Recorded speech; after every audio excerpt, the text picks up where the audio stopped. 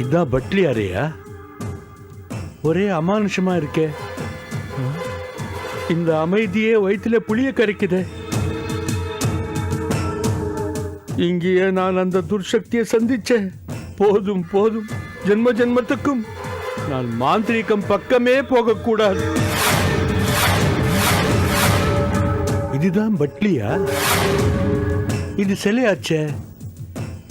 இது எப்படி நம்ம கூட பேசும்?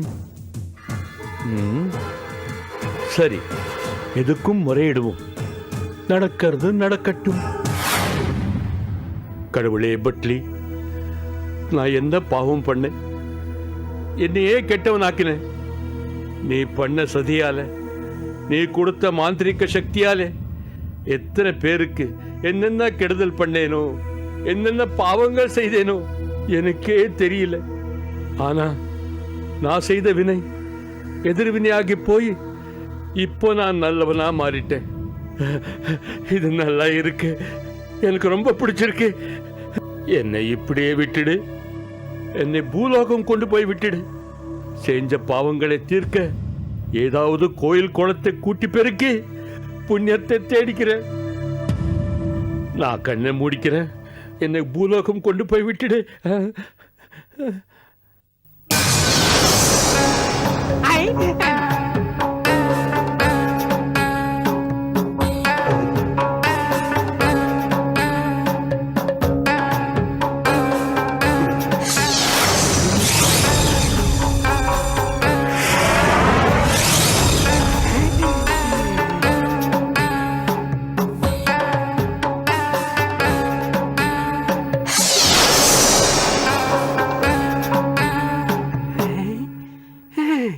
சைத்தான பிடிச்ச சைத்தான் போயிருச்சு.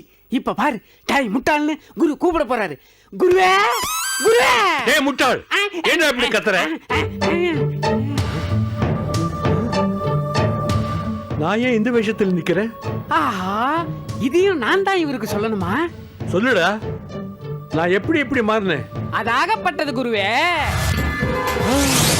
பதுமைகளிடம் பேசி அலாவுதீனை விடுதலை செய்து அவரே மீண்டும் பூதலோக அரசனாக்க வேண்டும். பின் பூலோகம் போய் மூசாவை சந்தித்து அவன் கால்களை பிடித்துக் கொண்டு என்னை மன்னிக்கும்படி மன்றாட வேண்டும். ஐயோ கடவுளே! கெட்டவனா இருக்கும் போது இத்தனை நாள் சமாளிச்சேன். நல்லவனா மாறின பிறகு ஒரு மணி நேரம் கூட சமாளிக்க முடியலையே. சீக்கிரம் குருவை கெட்டவனா மாத்தணும். இதான் நடந்தது. போடா முட்டாள், நானாவது நல்லவனா மாறுறதாவது எனக்கே காது குத்துறியா? இல்ல குருவே, நான் சொன்னது உண்மை. என் தலை மேல சத்தியம். வேணும்னா பட்லி கிட்ட கேட்டு பாருங்க.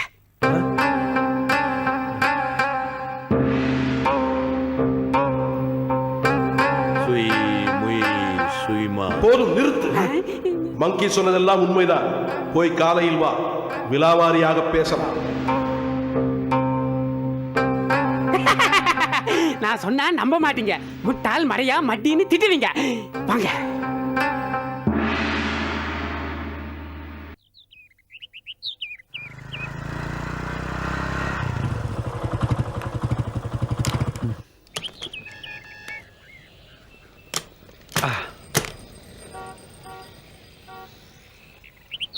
மார்க்கெட்டுக்கு போன ராதா கண்டிப்பாக இந்த பக்கம்தான் வருவா. அவளை எப்படியாவது இன்னைக்கு நம்மகிட்ட பேச வைக்கணும். ஆனால் எப்படி?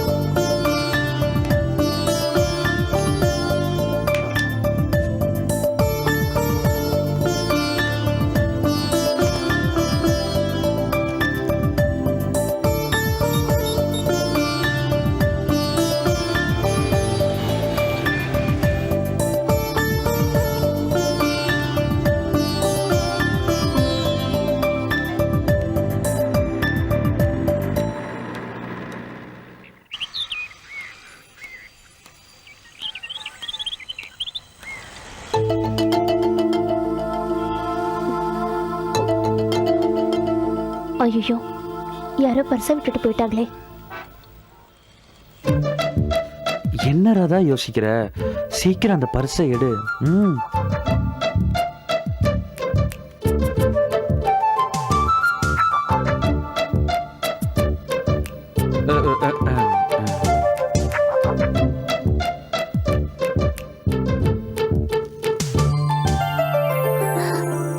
மகேஷ், அப்ப இது மகேஷோட பர்ஸா? மகேஷ் எங்க போ? ஆமாண்டா, நான் தான் மகேஷ் பேசுறேன். 2-3 நாளா ஒரே வேலைடா. மகேஷ் மாதிரி தெரியுதே. போட்டோ பார்த்தோன்னே சீக்கிரம் வர வேண்டியதானே? இன்னும் என்னத்த யோசிக்கிறா? பாப்போம்.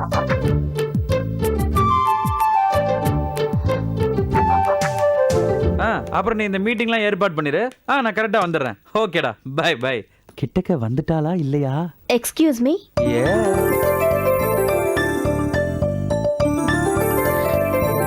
நீங்களா? ஏ, வேற யாரையாவது எதிர்பார்த்தீங்களா? அதெல்லாம் ஒண்ணும் இல்லைங்க.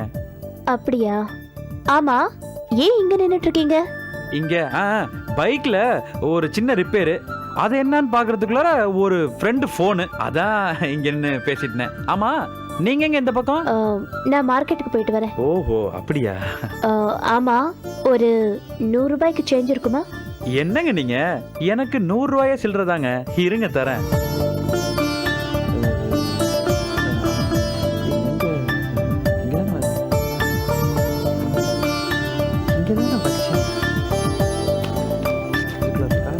என்ன தேடுறீங்க?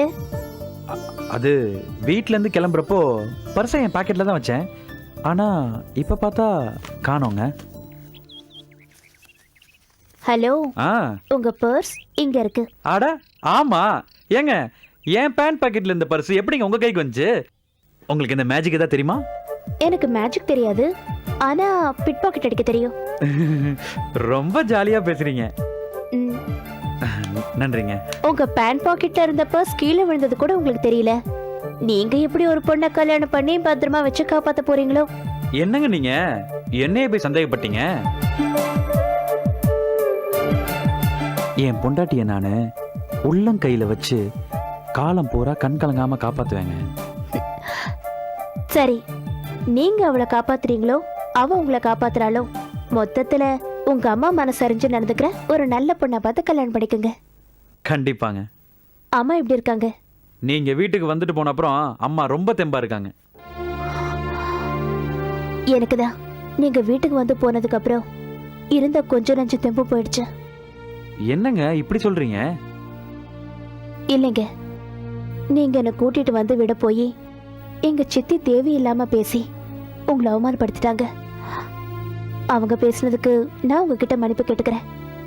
இல்லைங்க, நான் தான் உங்ககிட்ட சாரி கேட்கணும். நான் மட்டும் கூடையை கொண்டு வந்து உள்ள கொடுக்காம இருந்தா உங்க சித்தி உங்களை திட்டிருக்க மாட்டாங்க. சாரிங்க. இல்லைங்க, நீங்க வரலன்னா கூட என் சித்தி என்னை திட்டி தான் இருப்பாங்க. இது அவங்களோட கடமை. இப்ப கூட பாருங்க, அவங்களோட கடமையை செய்யறதுக்கு அவங்க காத்துட்டு இருப்பாங்க. நான் வரேங்க. ஏங்க என்னங்க இது, வந்தோடனே கிளம்புறீங்க? நான் என்ன ஊர் சுத்தி பார்க்கவா வந்தேன்? காய்கறி வாங்க மார்க்கெட்டுக்கு வந்தேன். வழியில உங்களை பார்த்தேன், பேசினேன், கிளம்பிட்டேன். மறுபடியும் எப்போ மீட் பண்ணலாம்? மறுபடியும் நீங்க எதையாவது மிஸ் பண்ணி அதை நான் எடுத்து கொடுக்கும் போது மீட் பண்ணலாம். நான் வரேங்க. சரிங்க. உன்கிட்ட நானே மிஸ் ஆயிட்டேனே ராதா, நீ என்ன எப்ப தேடி எடுத்து தர போற?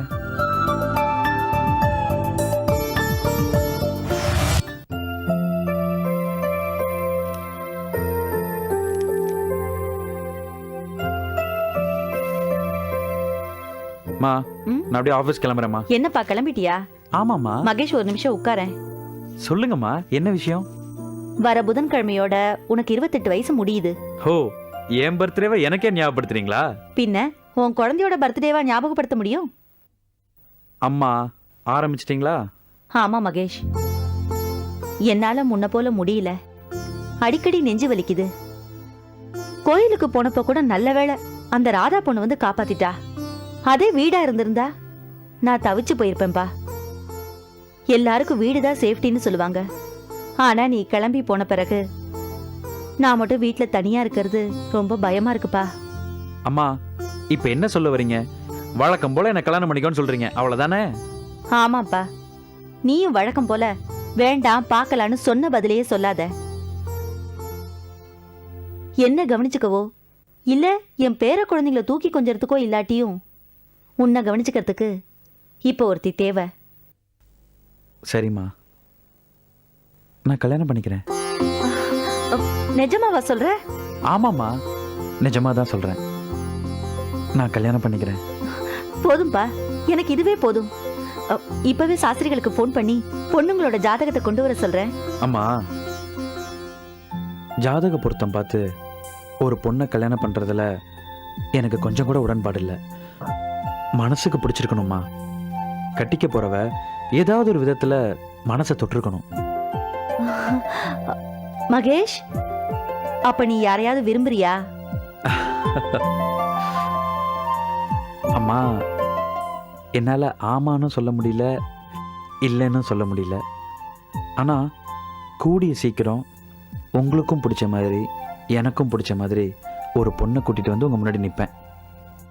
அது வரைக்கும் எனக்கு கொஞ்சம் டைம் கொடுங்கம்மா, ப்ளீஸ். மகேஷ், நீ யாருன்னு காட்டு, மத்தத நான் பேசிக்கிறேன். கூடிய சீக்கிரம் காட்டுறேம்மா. நான் கிளம்புறேன். ம்.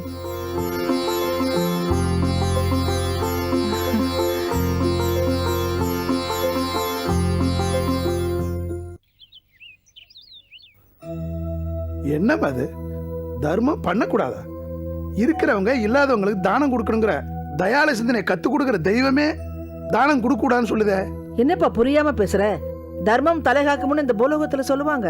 ஆனா இப்ப நம்ம தர்மம் பண்ணா உங்க அப்பா தலையே போயிடும். மூசா போய் உங்க அப்பாவை மீட்டிட்டு வர வரைக்கும் உன் தர்ம சிந்தனைய தள்ளி போடுப்பா. நான் பூதலோகத்துக்கு போய் தாத்தாவை நல்லபடியா மீட்டுட்டு வர வரைக்கும் நீங்க யாருக்கும் எதையும் மனசறிஞ்சு தானம் பண்ணக்கூடாது. நல்லா ஞாபகம் வச்சுக்கோங்க. கட்டின புருஷனை கண்ணுல பாக்குற வரைக்கும் யாருக்கும் எந்த தானமும் பண்ண மாட்டேன். நீ போயிட்டு வாப்பா. மூசா, நான் சாப்பிடும்போது சிந்துற பருக்கையே கூட எறும்பு எடுத்துட்டு போக விட மாட்டேன். நீ ஜாக்கிரதையா போயிட்டு வாப்பா. வரேன்ப்பா. மூசா, நானும் எனக்கு தெரிஞ்சு தர்மம் பண்ண மாட்டேன். நீ போய் தாத்தாவை மீட்டுட்டு சீக்கிரமா வந்துருப்பா. போயிட்டு வரேம்மா. வாப்பா. வரேன் பாட்டி. சரிப்பா. போயிட்டு வரேன்ப்பா. போயிட்டு வாப்பா.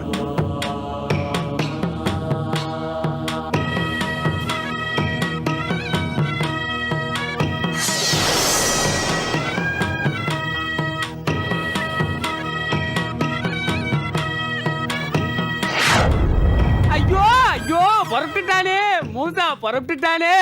வந்து அலாவுதீனை மட்டுமா மீட்டுட்டு போவா, நம்ம 2 பேரையும் துவம்சம் பண்ணிட்டல்லவா போவா. குருவே, இவர் என்ன திண்டுக்கல்ல மழை பெஞ்சதுக்காக கவலைப்படாத திருவண்ணாமலைக்கார மாதிரி உட்கார்ந்துருக்காரு. குருவே, முட்டாள், ஏதாவது ஒன்று முழுசா யோசிக்க விடுறியா? சொல்றா, என்ன விஷயம்? என்ன விஷயமா? மூசா இங்க வந்துட்டு இருக்கிறான். நீங்களும் தானே மந்திர நீர்ல பாத்தீங்க. ஆமா, அதுக்கு என்ன இப்போ? பூதலோகம் முழுக்க தோரணம் கட்டணுமா, இல்ல அவனுக்கு கட்டோட்டு வைக்கணுமா? என்ன செய்யணும்? அப்படி எல்லாம் பண்ணா கூட உங்களையும் என்னையும் மனம் குளிர்ந்து உயிரோட விட்டுட்டு போக மாட்டான். அவங்க தாத்தாவை மீட்ட கையோட நம்ம 2 பேர் கதையும் முடிச்சிட்டு தான் போவோம். இதோ பார், மூசா இங்க வந்தாலும் அலாவுதீனை மீட்டிட்டு போக முடியாது. அது எப்படி குருவே? அவன் முடியும்னு உறுதியா பேசுற மாதிரியே நீங்க முடியாதுன்னு உறுதியா பேசுறீங்க. நல்லதை செய்தாலும் கெட்டதை செய்தாலும் செய்ய முடியுங்கிற தன்னம்பிக்கை முக்கியண்டா. ஓஹோ, என்ன ஓஹோ? அவன் குடும்பத்தில் யாரும் தானம் செய்யாமல் இருந்தால்தான் அவன் சுவடியில் படிச்ச மந்திர செயலுக்கு சக்தி இருக்கும். மீறி யாராவது தானம் பண்ணிட்டா அந்த செயலுடைய சக்தி தானத்தோட சேர்ந்து போயிடும். மூசா தன்னோட ஃபேமிலி மெம்பர்ஸ் கிட்ட சொன்னதை நீங்க எங்கிட்ட ஏன் சொல்றீங்க?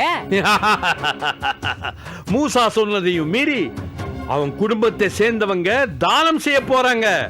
அதனால்தான் மூசா அவங்க கிட்ட சொன்னதை நான் உனக்கு ஞாபகப்படுத்தினேன். அது எப்படி? மூசா கிட்ட தான் அவங்க தானம் செய்ய மாட்டோம்னு சத்திய பிரமாணம் செஞ்சிருக்காங்களே. மனுஷங்களும் சரி பூதங்களும் சரி விதின்னு ஒரு விஷயம் இருக்கிறத மறந்துட்டு மனம் போனபடி வாக்குகளை கொடுத்துடுவாங்க. ஆனா அதுபடி நடக்க முடியாமல் போறப்போ விதி வழியுதுன்னு தத்துவம் பேசுவாங்க. இப்ப நீங்க என்ன சொல்ல வர்றீங்க குருவே? புரியல? மூசா குடும்பத்தார் தானம் பண்ண போறாங்க. தானம் பண்ண போறாங்களா? அது அது எப்படி குருவே? எல்லாத்தையும் வார்த்தையில சொல்ல இதென்ன கதா காலக்ஷேபமா? அடுத்த சீனை பாருடா முட்டாள். ஆ. மூசா சொன்னதையும் மீறி அலாவுதீனை பத்தி கவலைப்படாம அவங்க எப்படி தானம் பண்ணுவாங்க? ஒரே குழப்பமா இருக்குது.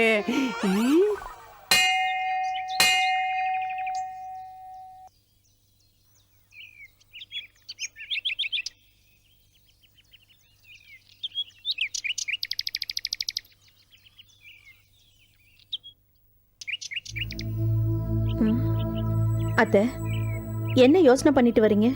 மூசா இந்நேரம் பூதலோகம் போய் சேர்ந்திருப்பானா? எந்த சோதனையும் இல்லாம அவங்க தாத்தாவை விடுதலை பண்ணிருப்பானா? அத பத்தி தான் யோசனை பண்ணிட்டு வரேன். அத்தை, மூசா நிச்சயமா மாமாவை விடுதலை பண்ணுவான்.